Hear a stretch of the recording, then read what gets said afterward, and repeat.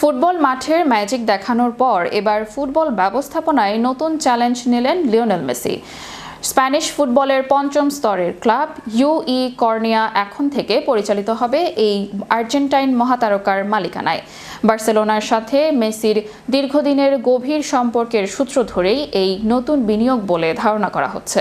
বিবৃতিতে আরও বলা হয়, বার্সেলোনায় মেসির দীর্ঘ 17 বছরের ক্যারিয়ারের সময় থেকেই ক্লাবটির সঙ্গে তার এক নিরবচ্ছিন্ন সম্পর্ক গড়ে উঠেছিল, যা এখন পর্যন্ত মালিকানায় রূপ নিল।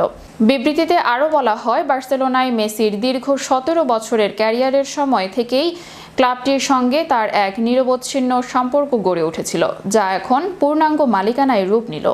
মেসির মালিকানায় আসার পর ক্লাবটির পরিকাঠামো এবং খেলোয়াড় সংগ্রহে বড় ধরনের পরিবর্তনের আশা করছেন ফুটবল বিশ্লেষকরা। ইন্টার মায়ামিতে খেলার পাশাপাশি স্পেনের ফুটবলে এই বিনিয়োগ মেসির ফুটবল পরবর্তী ক্যারিয়ারের এক শক্তিশালী ভিত্তি হিসেবে দেখা হচ্ছে।